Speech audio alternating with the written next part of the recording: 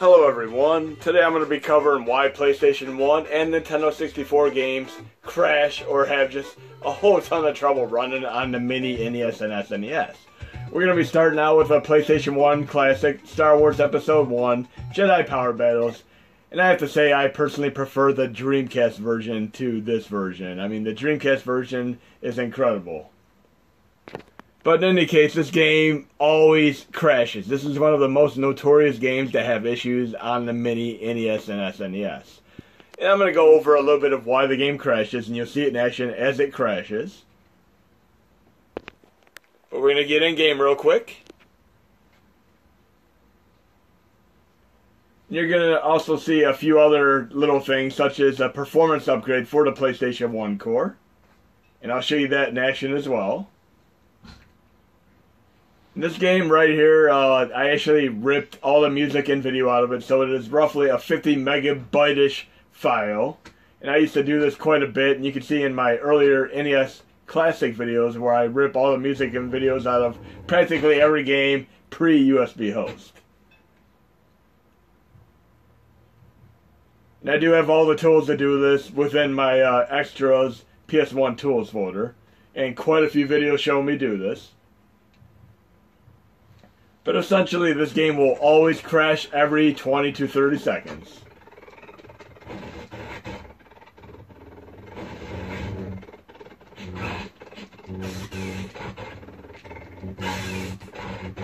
And you always know a game has a little bit of a timing issue when you hear a little bit of the stutter or clicking noises in the audio.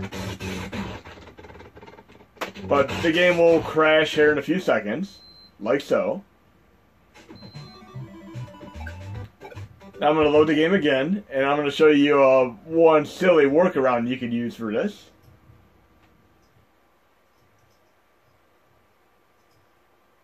And this really affects the 32-bit cores in general, and many of them have one common denominator, which I'm going to show you, especially when I get into the Nintendo 64 portion of this. But given the fact that we're crashing every 20 to 30 seconds, I could do one little thing to work around that as a temporary measure, but that's not how I'm going to do it. You'll see in a moment when I'm back in game here.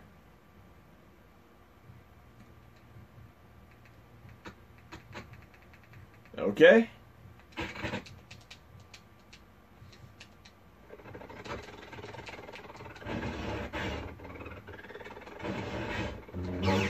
I counted about 20 to 30 seconds before I crashed. So what I'm going to do is fight a few enemies here. And before I crash, I'm going to go into RetroArch options. And I'm going to quit. And just make a save state.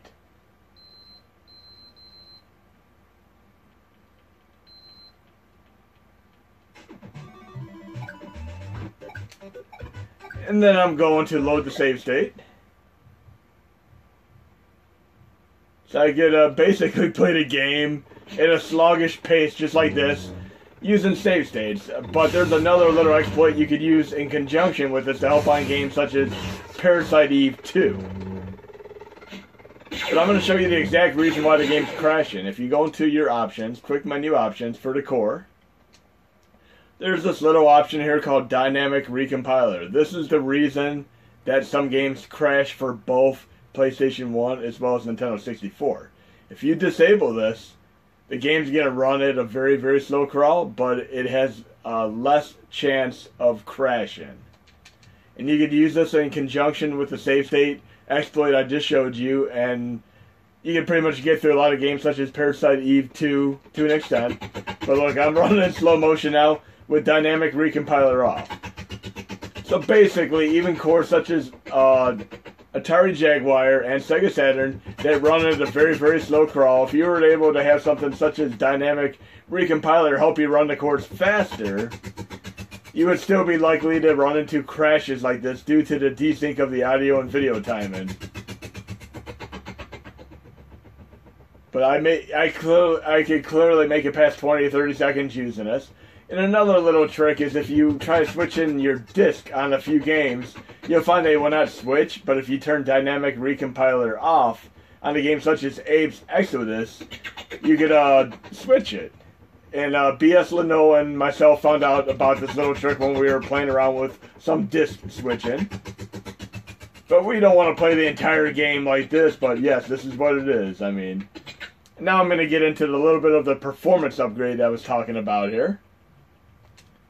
Just watch what I do right now. I'm going to turn Dynamic Recompiler back on, and I'm going to go to these two options here, which have Enhanced Resolution, where it says slow, Enhanced Resolution Speed Hack, and immediately I'm going to slow down. It shows that the game requires a lot more power to run than your typical PlayStation 1 game.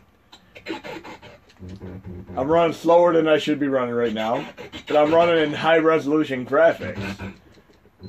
But if I use the same setting on another game such as Ridge Racer, it works out incredibly awesome. So yes, with the next update, you'll be able to toggle the high resolution on and off on a case-by-case scenario per game, and I'm going to show you exactly what happens when you run it on a game such as Ridge Racer.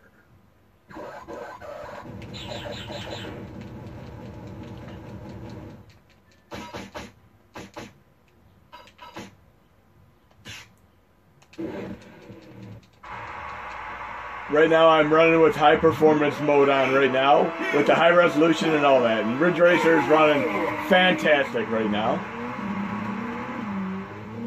And I'll cover this in the release notes about the different options you're going to want to use when you run high resolution mode. But essentially this core now has a 43% speed boost, and you'll see exactly what happens if I turn high resolution off on a game like this, which doesn't require as much performance to run. Right now it's running pretty awesome, and the high resolution is very nice. I'm going to turn high resolution off right now, so you can see exactly how the graphics will deteriorate immediately. So I'm turning off the enhanced resolution, but I'm also going to get a 43% speed boost. And I'm going to even this out with a tweak to the settings in the final release. But now I'm running 43% faster, and the graphics are not as good. I much prefer the high resolution graphics. Now I'm going to do one more test example to show you how the graphics look better with the high resolution on.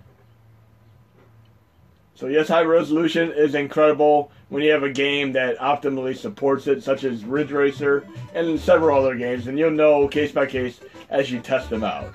Here I'm going to try Jumpin' Flash for PlayStation 1, a great 3D game, and I believe this came out before Mario 64 came out.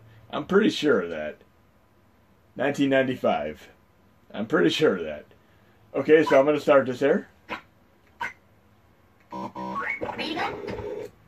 And right now I have the lackluster graphics with the 43% speed increase. And again, I will even this out for the final release, so you're not getting this 43% speed increase. It'll run at a normal speed all the time. But right now you can see the graphics are not the best, but I'm going to turn on the high performance, high resolution mode here. Back in options. And I would typically toggle enhanced resolution as well as the enhanced resolution speed hack on. Both of them on. Then I'd resume. And the graphics are way better, and I'm running at a normal speed. So yes, this is pretty awesome. And again, a game like Jedi Power Battles just has issues to begin with, so you're obviously not going to be running high resolution on that. But 95% of the games that you try running, they're going to be great, and you won't have any issues. I mean, there are a few games such as Resident Evil 3 which have copyright protection, but I went over that in one of my previous releases where I had pretty much patches in the extras PS1 folder that would correlate to helping you run games such as that. And right now I'm going to go into my options, and I'm going to get rid of all my save states entirely right now. I'm going to reset the factory settings. This will wipe out all your saves, SRAMs, all that good stuff, but it will not touch your game structure. This is something that a lot of people are not aware of that could easily clean your system of all the extra save states. But now I'm going to be getting into why Nintendo 64 games crash, which is roughly the same exact reason as PlayStation 1. The Dynamic Recompiler all over again. So I'm going to go here, and I am running the NES Classic for this test right now.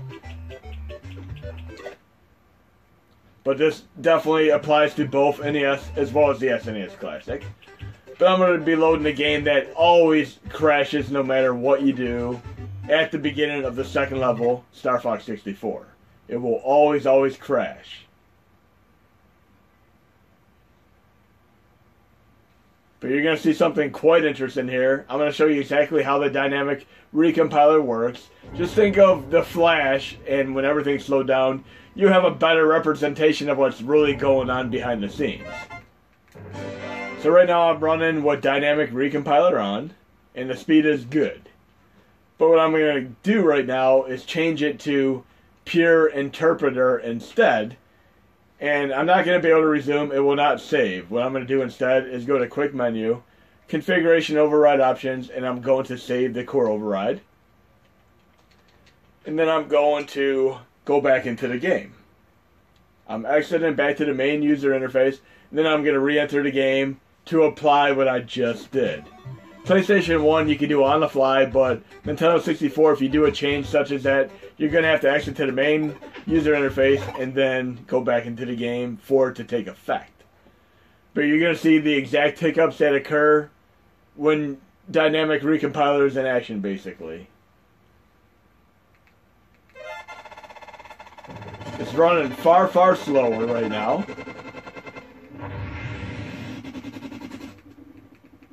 But these hiccups in the graphics as well as the sound effects are roughly what Dynamic Recompiler is dealing with at a faster pace, but it's happening so fast that you're not detecting the hiccups as easily as you would right now. Of course, I'm going to re-show you the workaround that I would typically use to get past crash points in the games as well.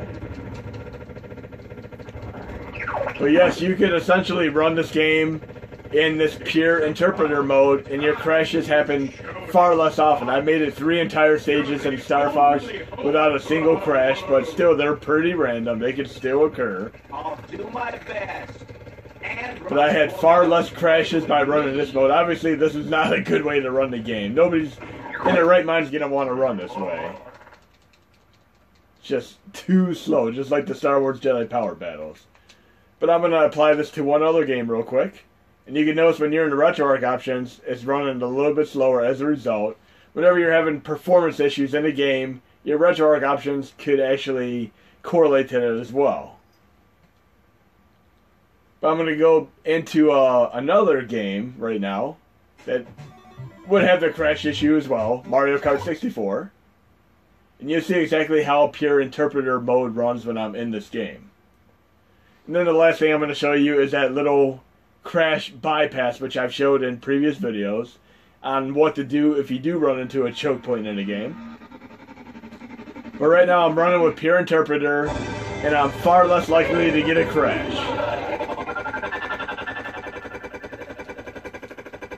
And I made it over 20 minutes straight without a single crash with this mode on, as a test.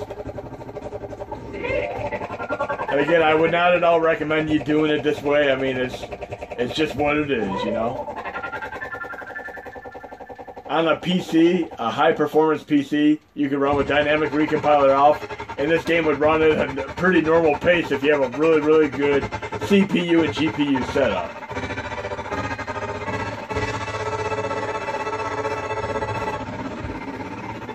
But typically this game, Mario Kart in particular, can crash every 20 minutes or so, especially if you run on a course such as Gloopin. But this is no way to play the game. This is far too slow to play the game. Do you really want to have a chance of having less crashes by playing the game slow? No, thank you.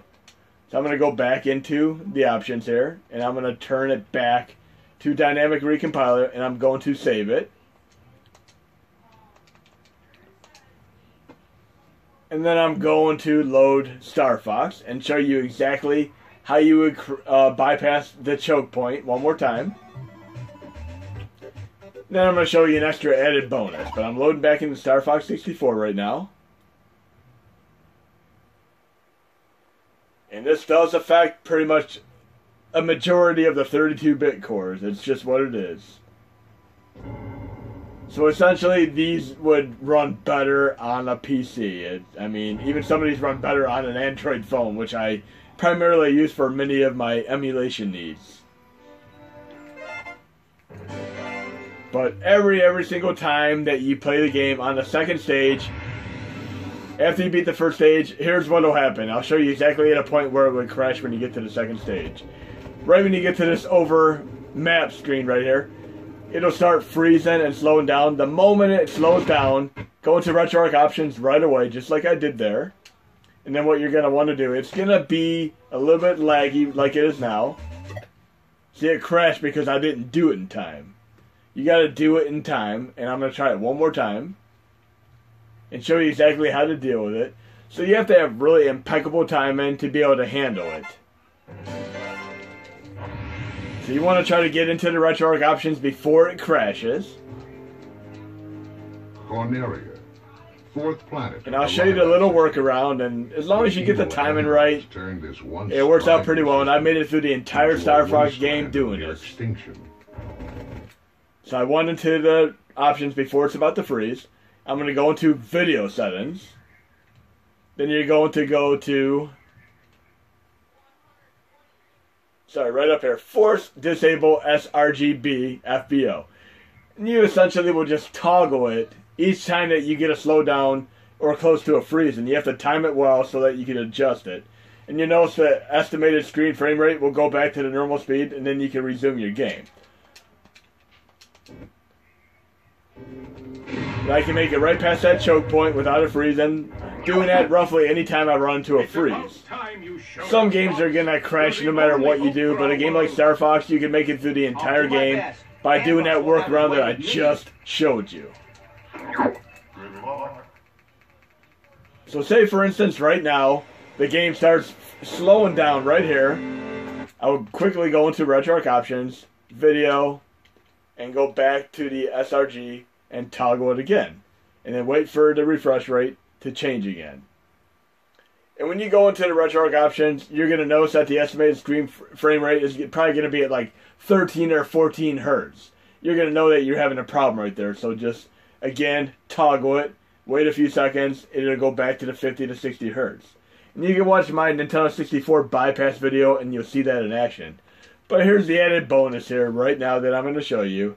Don't get too excited. It is awesome in one way, but not awesome in another. And you're going to see it right here.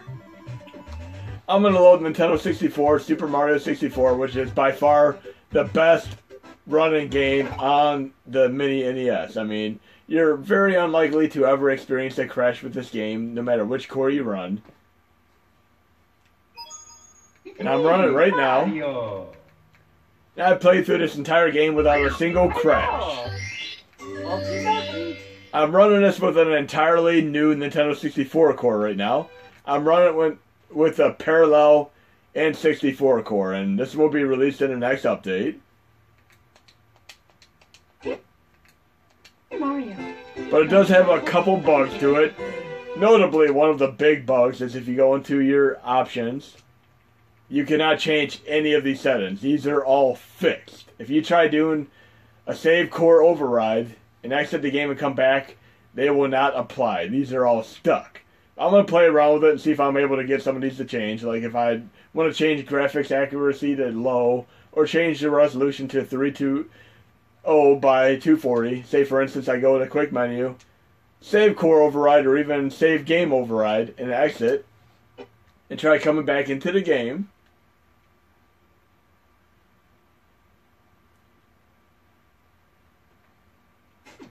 I'll try re-entering the game and going into the core options. You're going to see that none of the core options changed. But I'm going to try to find a way to force the options and try to optimize the core a little bit better. But right now, I mean, this core is absolutely awesome for playing Mario 64. I mean, out of the three cores, Gloopin, Moopin, and Parallel, I find this one the best to run Mario 64 on. And essentially, Gloopin was changed into Moopin, and Moopin was changed into Parallel. So it's basically Nintendo 64 Inception. But this is running awesome. It's a beautiful thing right now, running Mario 64 on this core. And there are some other games that run on this core as well. You're just going to have to try them out for yourself when I release this core within the next couple days. But this is one of the games that Dynamic Recompiler does not really affect.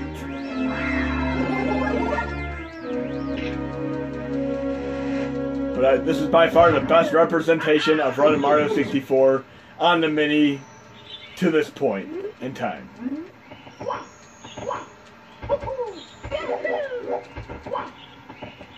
Perfect frame rate, graphics are amazing, I'm running high resolution.